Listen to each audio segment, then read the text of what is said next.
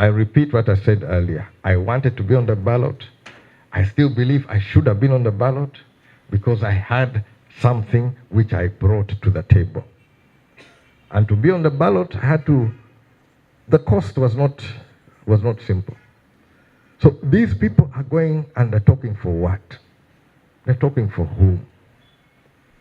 UPC, as I mentioned, is about the people. If the people are not being served, we have failed. Same last week, I was reading, and I also saw it covered on various news media, several of the public universities are understaffed. As UPC, I am shocked. I'm disappointed. Your greatest asset is the people. The higher institutions are sharpening your greatest asset, that they'll be able to contribute more to the society. And we're still limping around after 40 years in power, understaffed. And those kids coming out are going to be competing with a kid from China. We saw it during COVID. The world shrank. People are able to do things online. And we're not preparing our children for tomorrow.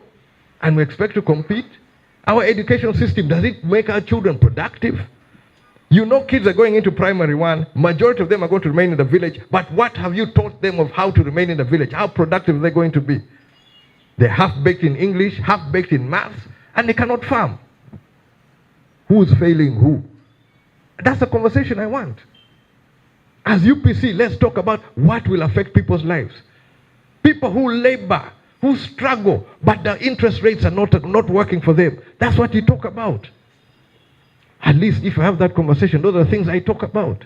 On this issue, the opening, the blue letter which came, I have to talk about it because that is a genuine idea. And how many times do you get a genuine idea which strikes and resonates and is able to be adopted rapidly as a national policy?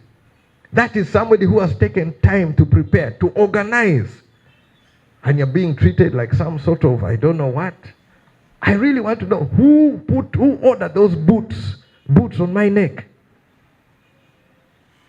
We talk about cooperation, but there are things which, if the president is wrong, what am I supposed to do? Or if I believe I have a better idea than the president on a particular issue, what am I supposed to do?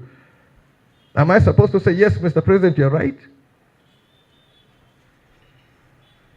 I'm not that person. When it comes to Uganda, the people of Uganda, I can respectfully tell you, sorry, Mr. President, here you're wrong. But I have to tell you when you're wrong. And I have to tell you when things are going wrong. What has been done to some of us, what has been done in the name of democracy, what is being done on handling many of these issues does not augur well.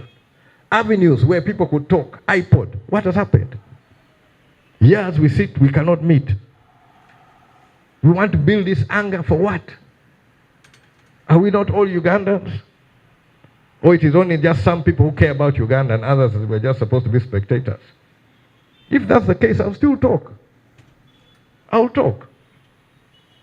When it's unpalatable, I will push it. And that's what I've done. Whatever the consequences, I will put it forward. Yes, sir. Thank you. My name is Edward. Some of your MPs elect have endorsed Speaker for being a speaker in the next parliament.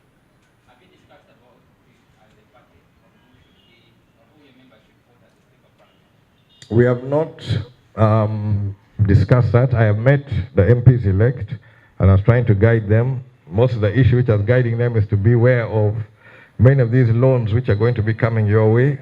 So I was trying to protect their longer term interests. But no, as UPC, we have not endorsed the current speaker. So whoever is speaking, that one is speaking on their own terms. We will pronounce ourselves, but I really hope that Uganda can get,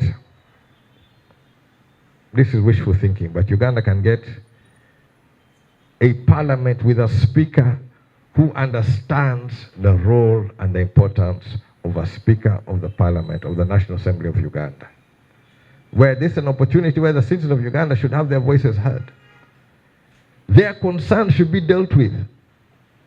But unfortunately, of recent times, we've had many members of parliament and leaders in parliament who are there as self-seekers, out to grab for themselves.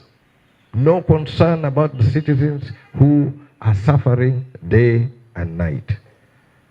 So my prayer is for Uganda, which works for all citizens of Uganda, including in the office of Speaker. I will not use the adjective of leaders. Yes, leaders in some level, but they didn't go there in any leadership capacity.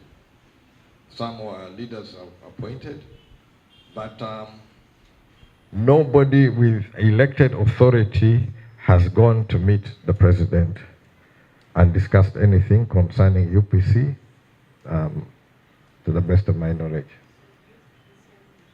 I definitely disowned them. If I didn't send them, they went for who? They went for who? When we were fighting these elections, we were all there.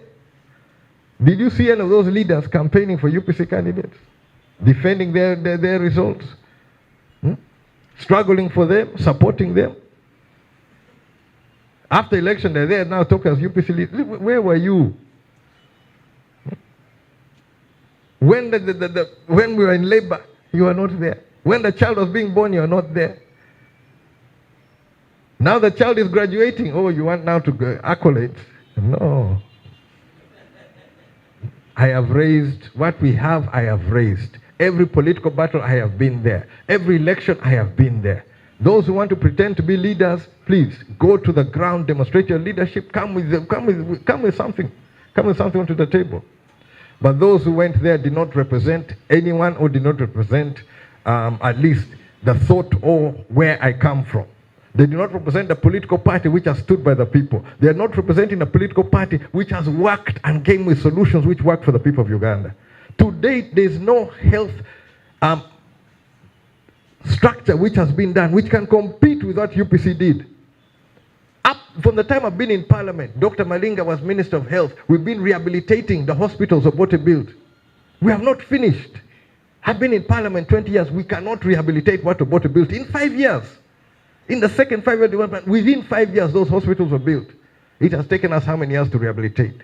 The person who is now attacking me, Minister of Health, the President in his letter writes that, "Whoa, I apologize for drug shortages." And you can stand there boldly, drug shortages. People are dying. We're out of lack of drugs.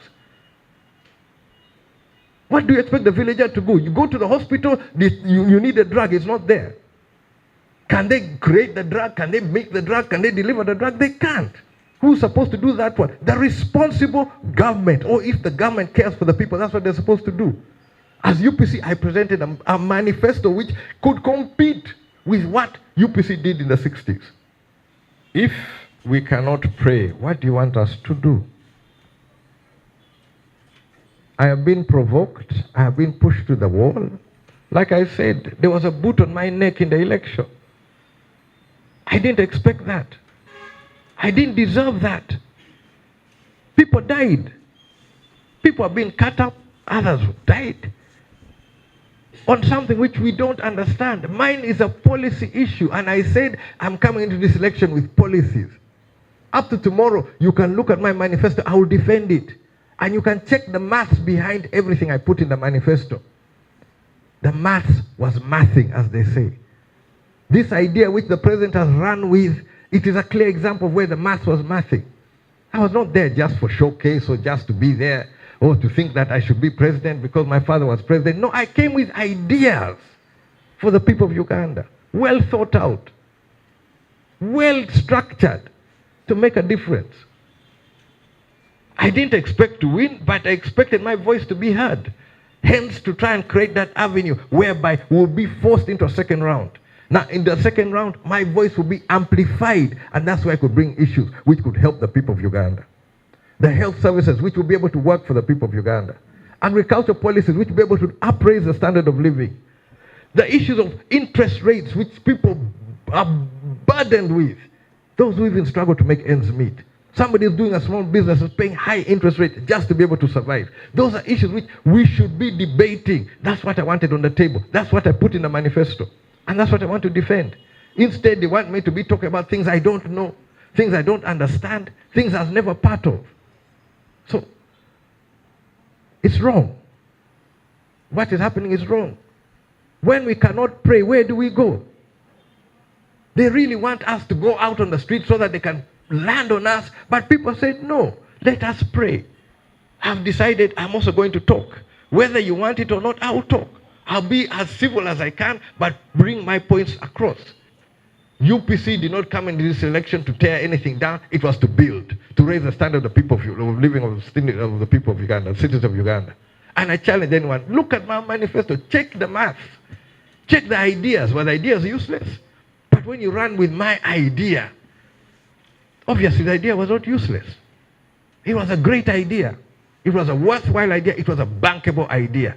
That's what I brought to the point. That's what I brought to the table. And I think we deserve the respect for doing so. Thank you. Let me wish you a pleasant day and week ahead.